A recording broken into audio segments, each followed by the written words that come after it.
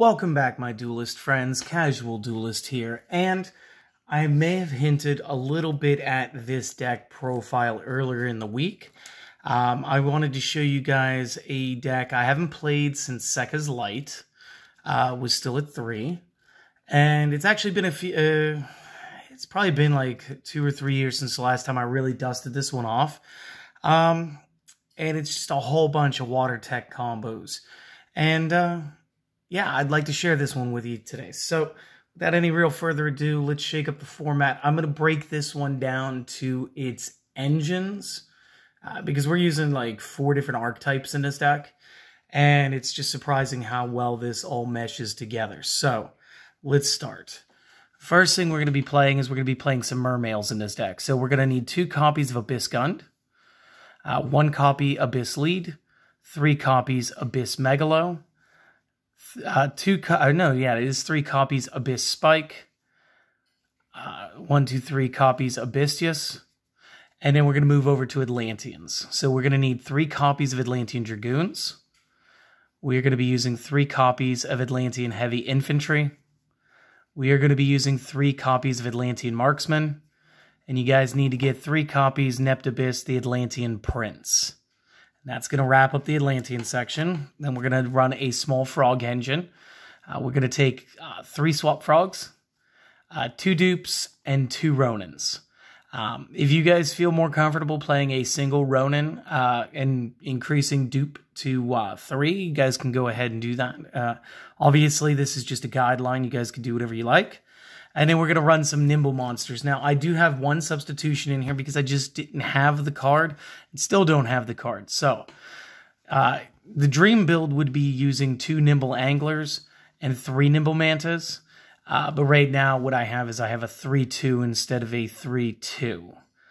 So if you guys have the 3rd manta, go ahead, make that swap. I promise you it's way better. And then we're going to use 1 nimble beaver. And then it's just off to the spells. Now, again, when Sekka's Light was legal at 3, I was using Sekka's Light. In order to infuse that bit of draw power, again, we are going to use 3 copies of Moray of Greed this time. You could splash the 1 Sekka and run double Moray. However, if you end up pulling into the Sekka Light first, it will make you unable to play the other spells. Which is why the card was so good at 3. So let's get you guys a quick extra deck, and then we're going to talk about how everything, the effects-wise. And then, of course, do a combo video here in a little bit as well. So real quick, a lot of one-ofs. We're going to start with the 1 Abyss Dweller, the 1 Exciton Knight, the 1 Mecha Phantom Beast Draco Sack, 1 number 11 Big Eye, and 1 Red Eyes Flare Metal Dragon. And rounding out our Xyz plays is 1 copy Totally Awesome. You could, again, this guy's up from 1 to 3 this ban list. You guys could run more if you wanted. Obviously, you guys could take a 4 out of here, probably the Exciton Knight, if you have the Bahamut Shark. But I don't. And the Frog Engine is not as pervasive. So the single Totally Awesome works best for me. You guys play it how you like. And then real quick for our links. Again, you could make Boral Sword here into an access code talker real easy. Again, I'm playing what I have. The 1 Blackluster Soldier of Chaos. Again, I'm playing what I have. This would be, again, if you did have access code talker, this could easily be the Boral Sword.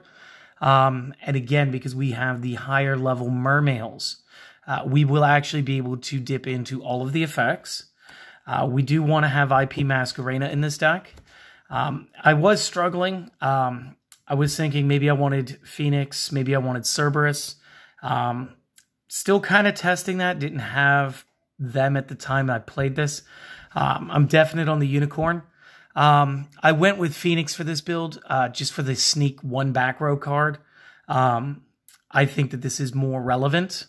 Again, you guys can use this as a guideline, or again, play what you have. We are using the single copy Abyss Lacia because it's actually very good. And again, I'm teching in 2 Mistar Boys. This is going to let me get some big attacks off. And again, because it's generically water, it actually opens up a lot of the deck's plays. And then, of course, because I have it, I'm going to play it, the single copy Underworld Goddess of the Closed World. So that is our deck today. That is just a tech, water, I don't know what you guys would want to call it. Mermail, Atlantean, Frog, and Nimble. I used to call it Sekka's water bottle because I thought it was funny. So real quick, for everybody, thank you for watching this portion. Again, I know a lot of you guys have got a lot to do. If you were just here for the list, thanks for watching. If this helped you and you're not already, consider subscribing to the channel. If you enjoyed this and you think your friends might, let them know. But above all, you guys have a great day. And then tomorrow, check out the combos video. And I will show you guys a test hand and sort of talk about how we can sort of scale up into certain cards. But you guys have a great one. Everybody else, let's start talking some effects. So real quick, let's go back to the main deck. So Abyss Gun is kind of an extension play here. If this card is discarded to the graveyard, you can target a mermail that's already in the graveyard except same name. Special summon that target using this effect only once per turn. So again, it's just good. We can pitch it, and that's going to be really relevant with the larger Abyss mermails. Sorry. Lead here, we only run it as single again. We need to discard 3 other water monster cards in our hand to the discard pile in order to special summon this. He is one of the more costly discards. And because he's, again, a triple discard, I wanted to limit how many times I'm actually going to go into this, especially with Sekka's Light limited to 1. Additionally, special summon this card from your hand. If summoned this way, you can target 1 Abyss spell trap in the graveyard, add that back to your hand. Not relevant in this build. The other effect, you contribute 1 other attack position mermail, send 1 random card from your opponent's hand to the graveyard using this effect only once per turn, is actually pretty great, especially if you think that your opponent's going to have hand traps. This might be a way to actually root out one of the deck's biggest glaring weaknesses, which is Nibiru, and just be able to change the tempo of the game entirely. Again, there's enough stuff to where he's not exactly a threat to a lot of decks. And again, we're going to have that level 7, so our rank 7 plays, and of course, BLS. We are using and maximizing out Megalo at 3. To special summon this one, you need to discard 2 other water monsters from the hand to the graveyard. Special summon it from the hand when summoned this way. You can add 1 Abyss spell trap from the deck to the hand. Again, not relevant. You contribute another attack position water monster. This card can make a second attack during each battle phase this turn. Now, I have in fact set up a double Miss Starboy and 2 of these at the same time. And because of the way that Nimble Manta operates on the field, and Nimble Angler, no, not Angler, just the Manta, I was able to get both of their effects off without really sacrificing board position. These things are plus 1,000, so they're 3,400. They're attacking twice. And again, if you don't get them in the battle, that's why the Red Eyes Flare Metal Dragon is in the deck. You can finish them off with some burn damage. Abyss Spike is actually a great starter for this deck. When this is normal summoned or special summoned, and again, we can use guns to do this, you can discard 1 water monster to the graveyard, add 1 level 3 water monster from the deck to the hand, and again, it's not specifying anything but the attribute and the level, my friends. So this actually benefits us. We can get into the Frog engine. We can start getting some of the other mermails that we need. There are some Atlanteans that we can go ahead and stack our hand with. Beautiful card, beautiful effect. Maximize it at 3. And the last mermail would be Abysstius. Quickest one to be able to play. You can discard 1 other water monster in order to special summon this one from the hand. And again, just like the other 2, level 7, great for our summons. When this one is summoned this way, you can add a level 4 lower mermail from the deck to the hand. This one is relevant, my friends. You can also only use that effect once per turn because, again, this is kind of... It edges on broken because it wants to be unfair. And it's another great start towards getting our other mermail effects or even our Atlantean effects, which we're going to get into now. So the first Atlantean we need to talk about is Dragoons. All face-up level 3 or lower sea serpent monsters you control can attack your opponent directly. Not as relevant, can occur when this card is sent to the graveyard. Now this is important. Sent to the graveyard could be from the field or the hand or the deck, the way this card is written. And then when it is sent to the graveyard to activate a water monster card's effect, add 1 Sea Serpent monster from your deck to your hand outside of Dragoon. So this would be literally any one of your Atlanteans. And if we go back through here real quick, Abyss Lead, Sea Serpent, Megalo, Sea Serpent, and of course, no, Abyssus is Aqua, that's fine. But this will allow us, again, another strong tutoring effect. We do have the Infantry, and Infantry and Marksman are pretty much hand in hand, and this is kind of another reason why I was sort of swaying back and forth. Do I want Nightmare Cerberus? Do I want Nightmare Phoenix? Do I want to take Phoenix out entirely? During the main phase, this one allows an additional normal summon of a level 4 lower Sea Serpent in addition to the normal summoner set that you normally have, only gaining this effect once per turn. So this will let us double summon if it's our starter. When this card is sent to the graveyard to activate a water monster card's effect, target a face-up card the opponent controls and destroy it. Monster, continuous trap, continuous spell, field spell, doesn't matter. And then Marksman.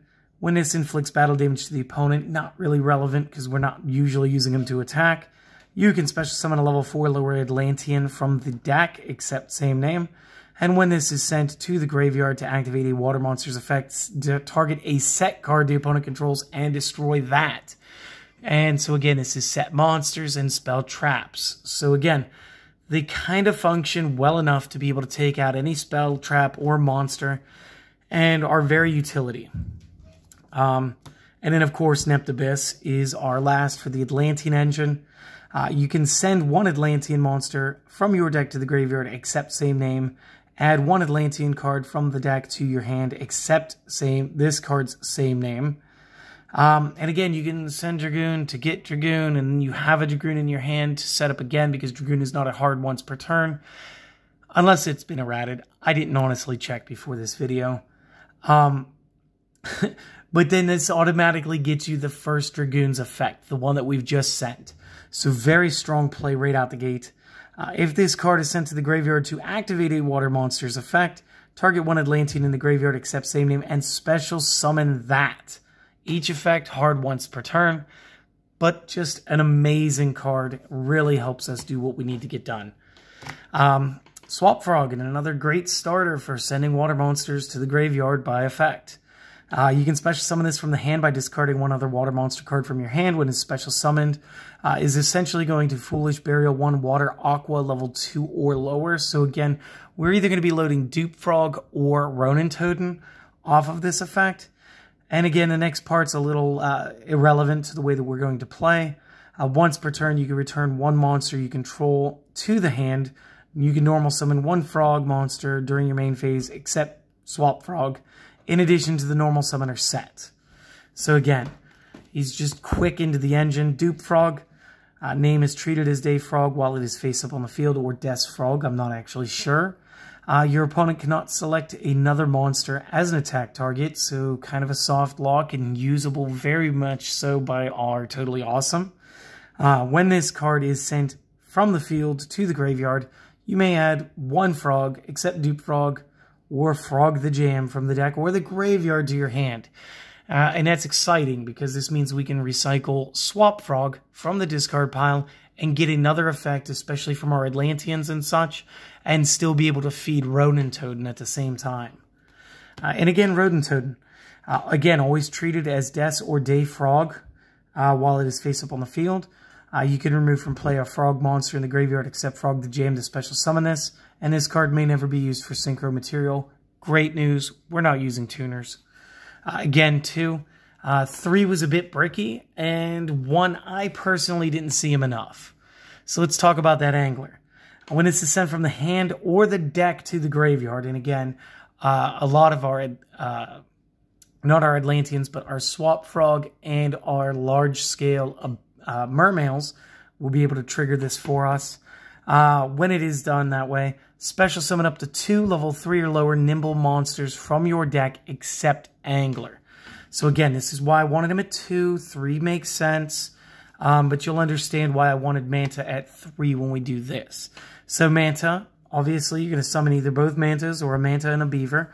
If you do the manta, when this is sent from the field to the graveyard by a card effect, and again, we've got cards that'll do that, you can special summon any number of Nimble Manta from your deck. Now, if we do this for something like Abyss Megalo, in order to get the double attack offensively, maybe we went turn 2, maybe it's a little later in the game, we should be able to flood 2 more cards onto the field, so we're trading 1 to get a +1, plus the effect that we initiated. So, again, I guess you guys could see why I like that. And then, of course, Nimble Beaver, a good starter. When this is normal summon, you can special summon a level 3 or lower Nimble from the deck or the graveyard.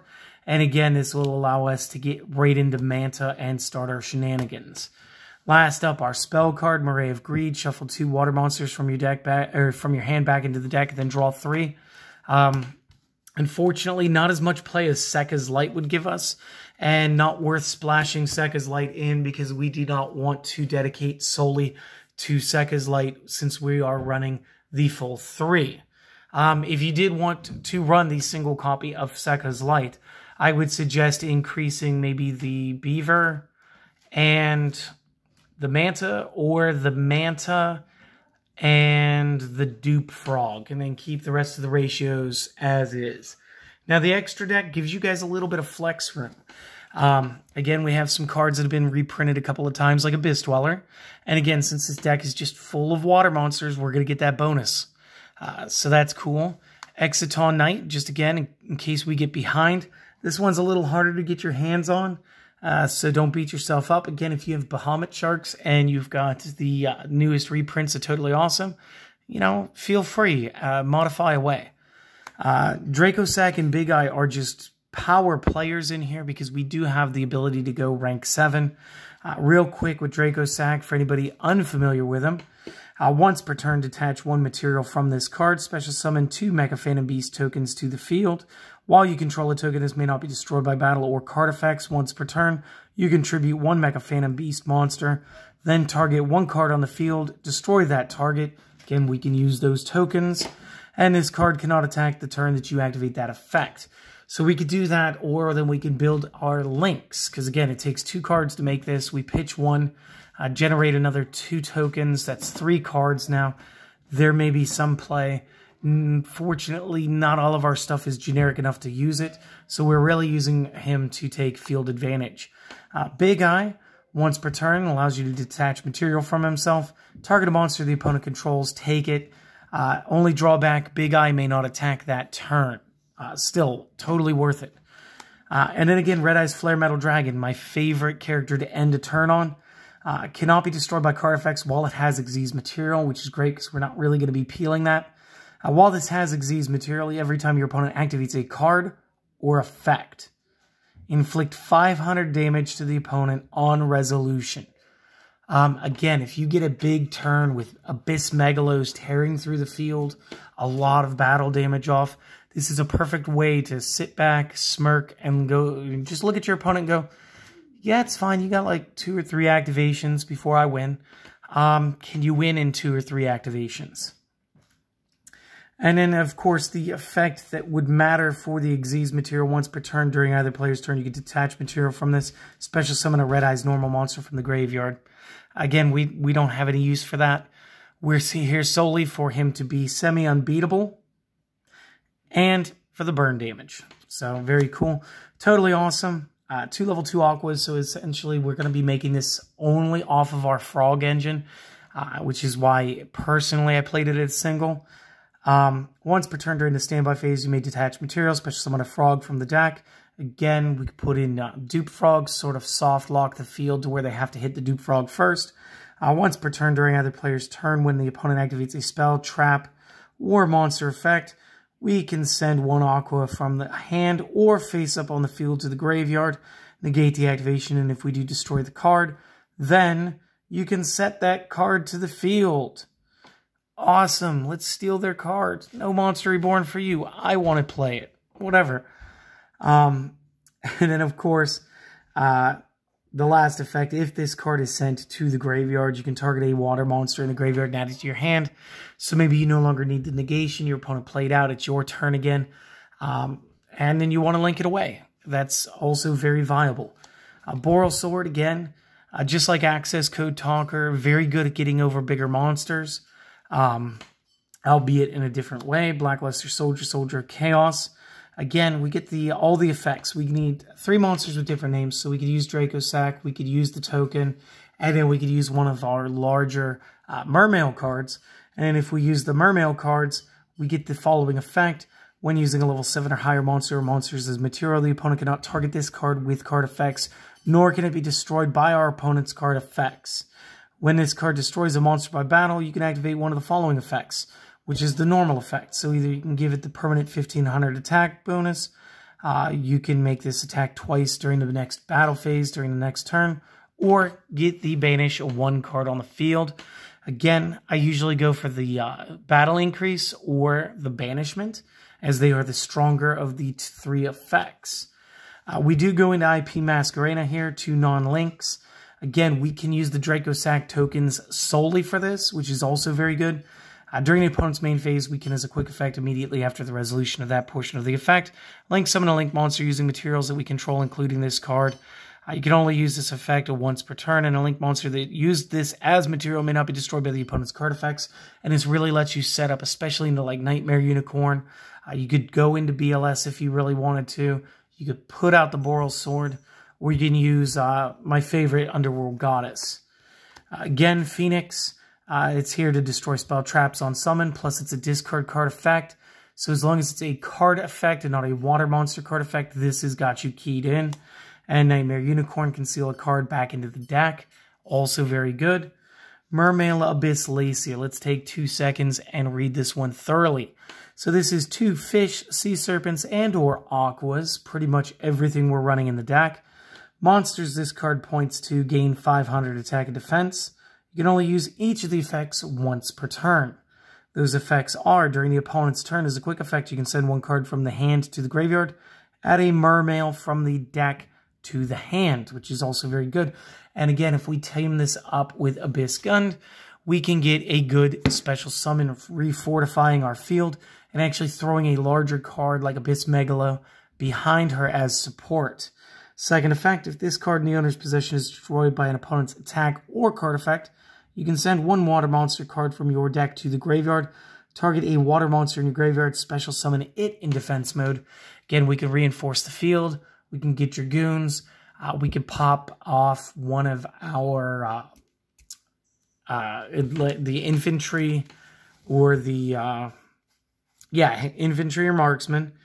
And again, it just when this card is sent to graveyard, that could be field, hand, or deck. And again, Abyss Lacia is going to be able to do that while popping and summoning. So very tech.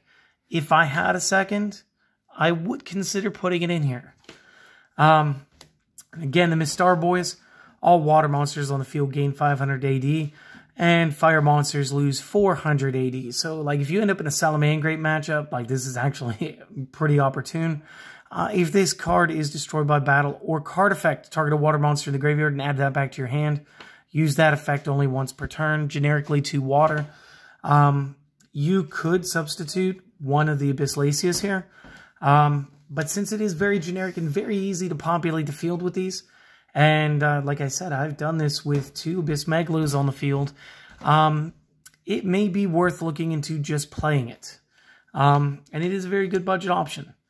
And then I use Underworld Goddess of the Closed World, because again, it is 4+ effects. We can use 1 monster the opponent controls as link material. If this is link summoned, immediately it can negate the effects of all face-up monsters the opponent currently controls. Non-targeting could do this to Dragoon and stunt him, and then any of the power that he gained by his effect is actually drained. This link summoned card is unaffected by your opponent's card or activated effects unless they target it specifically. And then, of course, once per turn when an opponent activates a card or effect that special summons a monster or monsters from the graveyard, we may negate that and stop resurrections and extensions like Monster Reborn, World Legacy Guard Dragon, and World Legacy Succession, I believe. So, very cool, very cool. This is a tech build. I have been playing this for a couple of years. It is great for me to pull this out every now and again. I really do hope that you guys enjoyed this. I started seeing in the comments, I haven't commented back quite yet while I'm filming this. I'm loving that you guys are finally starting to offer up some suggestions of a couple of challenges here and there. I want to do them. I really do. So if you guys have anything that you'd like to see, as long as I have the cards to put it together, guys, I am more than happy to go ahead and cater to that as much as I can. I will see you guys on the next video. Hopefully you guys check out the tech video. If not, see you later.